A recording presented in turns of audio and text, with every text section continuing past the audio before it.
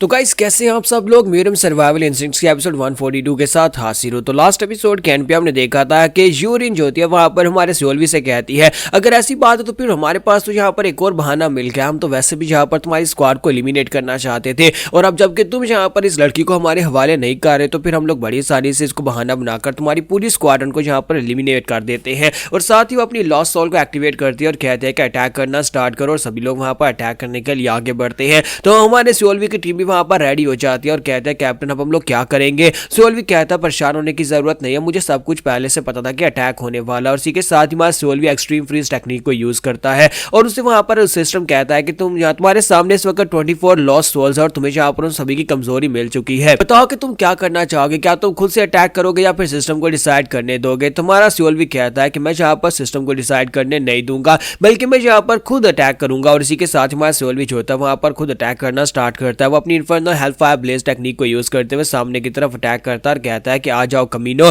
मैं एक एक करके यहाँ पर सभी को मारने वाला हूँ। क्योंकि आपको पता है कि प्रीवियस एपिसोड में उसने यहाँ पर हमारी सोंगवा से कहा था कि उसके ऊपर यहाँ पर एक्सेलरेशन स्किल को एक्टिवेट करे जिसकी वजह से उसकी स्पीड बढ़ जाती है और साथ ही वो अपनी एक्सप्लोसिव फील्ड टेक्निक को यूज करते हुए उन ज़ॉम्बीज के सरों के ऊपर अटैक कर रहा था ताकि यहाँ पर, क्योंकि सिस्टम ने कहा था कि अगर इनका सर फोड़ दोगे तो ये दोबारा जिंदा नहीं हो पाएंगे, यानी कि ये पहले से मरे हुए हैं। तो हमारा सियोल्वी जो होता है वहां पर 5 को मार डालता है और उसके बाद फिर से वो अटैक करता है अपने एक्सेलरेशन स्किल को यूज करते हुए, साथ ही अपने एक्सट्रीम फ्रीज टेक्निक को यूज करते हुए बड़ी तेजी के साथ जंप करता है और इस बार फिर से वो यहाँ पर 3 को मार डालता है, 2 को क्रिटिकल हिट पहुंचती है, फिर साथ ही फिर से वो 3 को मार डालता है, 2 को क्रिटिकल हिट लगती है। तो हमारा सियोल्वी जो होता है वहां पर उसके सामने 24 होते हैं और 24 के ऊपर अटैक करके वो आगे गुजर रहा होता है और इतनी तेजी के साथ वो कर रहा होता है क्योंकि यहाँ पर एक्सेलरेशन स्किल और साथ में एक्सट्रीम फ्रीज टेक्निक दोनों ही एक्टिवेटेड होते हैं और सभी देखने वाले काफी ज्यादा हैरान हो रहे होते हैं। हमारा ज़ूफैन कहता है कि ये काफी अच्छा है, मुझे लगता है कि एक्सट्रीम फ्रीज टेक्निक जो है उसका जो टाइम है वो बहुत ज्यादा कम रह गया है, शायद यहाँ पर एक्सेलरेशन स्किल की वजह से है क्योंकि जितने ज्यादा मैं इसके साथ बफ्स को यूज करूंगा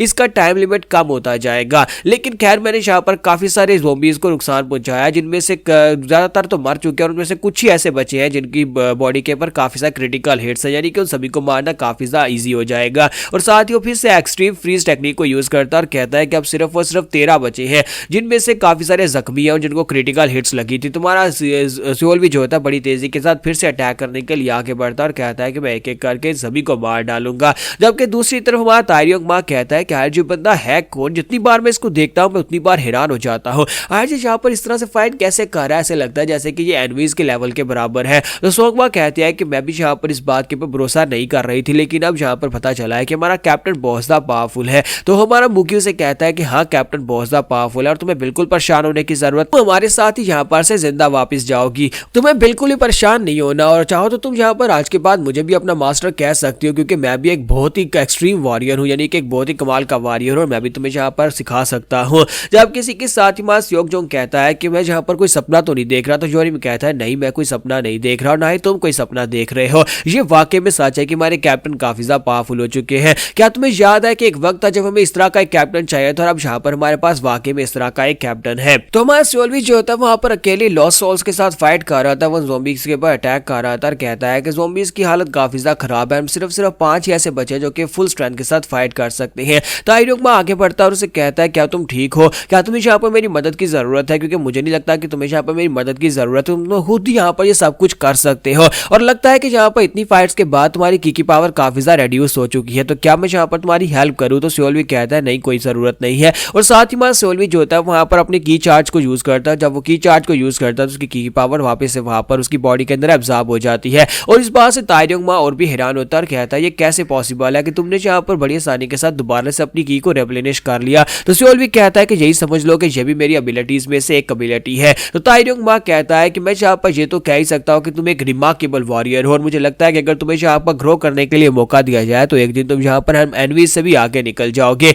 लेकिन मुझे लगता है कि यहाँ की सिचुएशन से पहले बचकर जाना पड़ेगा। सियोल्वी कहता है क्या मतलब है, वो उसे कहता है अपने पीछे देखो जरा। तो वहां पर जिन ज़ॉम्बीज को हमारे सियोल्वी ने मारा था वो सारे के सारे ज़ॉम्बीज के बॉडी पार्ट फिर से वहां पर जुड़ना शुरू हो जाते हैं। तो सियोल्वी कहता है कि ये क्या हो रहा है, सिस्टम ने कहा था कि इनको अगर सर काट दोगे तो ये मर जाएंगे। तो इसी के साथ उन सभी के बॉडी पार्ट्स दोबारा से जुड़ जाते हैं और वो कहता है कि ये क्या हो रहा है। तारियोंग माँ से कहता है इन लोगों को सिर्फ मारने से काम नहीं चलेगा, तुमने यहाँ पर लॉस्ट सोल्स को मारा है, इनके मरने के बाद इनको फ्रोजन ज़ॉम्बीज बनाकर दोबारा जिंदा कर सकते हैं। लॉस्ट सोल और फ्रोजन ज़ॉम्बी में ज्यादा डिफरेंस नहीं होता, लेकिन ये लोग एक ही चीज को 2 बार यहाँ पर जिंदा करके यूज कर सकते हैं। मिस्टीरियस कंपनी के वो सभी के सभी वॉरियर्स जो पीछे खड़े हैं वो सभी मैजिशियंस को मारना होगा, तभी तुम यहाँ पर इनको हरा सकते हो। क्योंकि एक लॉस्ट सोल को हराना मुश्किल है, लेकिन उसके जो मेज होता है उसको हराना ज्यादा आसान होता है, क्योंकि मेजेस की पावर लेवल्स और उनकी की पावर बहुत ज्यादा कम होती है। और अब यहाँ पर तुम इनको नहीं हरा पाओगे क्योंकि अब ये फ्रोजन ज़ॉम्बीज बन चुके हैं। हालांकि ये लॉस्ट सोल की तरह ही होते हैं, लेकिन इनकी बॉडीज बहुत ज्यादा हार्ड होती है और इनके पास अलग एबिलिटीज होती है जो कि लॉस्ट सोल्स के पास नहीं होती। जब तक इनकी बैकिंग में यहाँ पर मैजिशियंस खड़े हैं तब तक चाहे तुम इनको कितनी बार क्यों ना मार लो, ये दोबारा से उनको फ्रोजन ज़ॉम्बीज बनाकर जिंदा कर लेंगे और फिर से अटैक करने के लिए आगे बढ़ेंगे।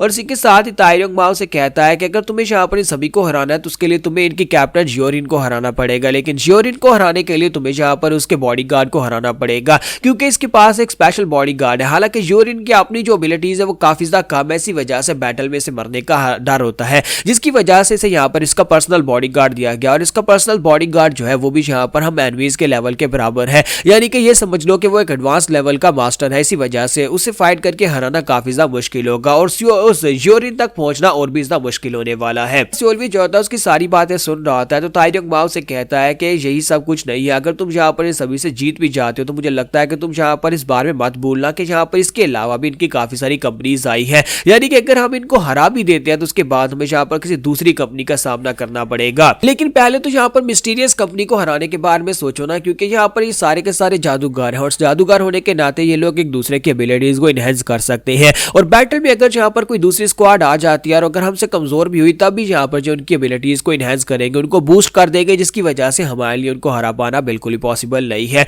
तो ताई योंग माओ कहता है कि क्या तुमने आज से पहले कभी किसी मेज के अटैक को फेस किया है? तो वहां सियोलवी कहता है नहीं, तो वो कहता है तो फिर ठीक है, लगता है कि तुम्हें जिंदगी में पहली बार यहाँ पर किसी जादूगर के अटैक्स का सामना करना पड़ेगा। ये लोग यहाँ पर मेंटल टेक्निक्स को यूज करते हैं, जिसमें यहाँ पर तुम्हें डिसबैलेंस करने के लिए हो सकता है कि तुम्हारे दिमाग के साथ खेले, तुम्हें इल्यूशंस दिखाए, बहुत कुछ ऐसा कर सकते हैं जो कि मेंटल टेक्निक्स में आता है। इसी वजह से मुझे लगता है कि हमारे लिए ये फाइट यहाँ पर खत्म हो चुकी है और हम इस फाइट को जीते नहीं पाएंगे और हम सभी लोग यहाँ पर मरने वाले हैं। इसी के साथ ही कैप्टन जियोरिन जो होती है वो हमारे सियोलवी से कहती है कि मुझे तो इस बारे में बिल्कुल भी आइडिया नहीं था कि लॉर्ड गोनमा के पास तुम्हारे जैसा एक पावरफुल कैप्टन है। हालांकि मैंने सुना था कि डेड स्पिरिट कंपनी सिर्फ और सिर्फ ट्रैकर्स की कंपनी है, तुम लोग तो फाइटर्स निकले। तो ये तो अच्छी बात है, अगर लॉर्ड गोनमा के एक पावरफुल सबऑर्डिनेट को यहाँ पर मार डालते हैं तो कल को यहाँ पर लॉर्ड बाहू के लिए मुश्किल क्रिएट नहीं कर पाएगा। और साथ ही वो कहती है कि मुझे लगता है कि इसने यहाँ पर किसी खास किस्म की कीगोंग टेक्निक को यूज किया। तो उसका बॉडीगार्ड उसे कहता है कि मुझे नहीं लगता कि ये किसी किस्म की कीगोंग टेक्निक थी, मुझे लगता है कि यहाँ पर इन लोगों ने खास किस्म के स्किल को यूज किया या फिर मैजिक को यूज किया होगा। हो सकता है कि वो छोटी मैजिशियन जो है वो यहाँ पर उसे एक्सेलरेशन बूस्ट दे रही हो। तो मुझे नहीं पता कि उसके पास ऐसे कौन से स्किल्स हैं जो, क्योंकि आप सभी लोग भी मैजिशियंस हो तो आपको यहाँ पर उसके मैजिक के बारे में पता होना चाहिए कि वो ऐसे कौन से मैजिक्स को यूज कर रहा था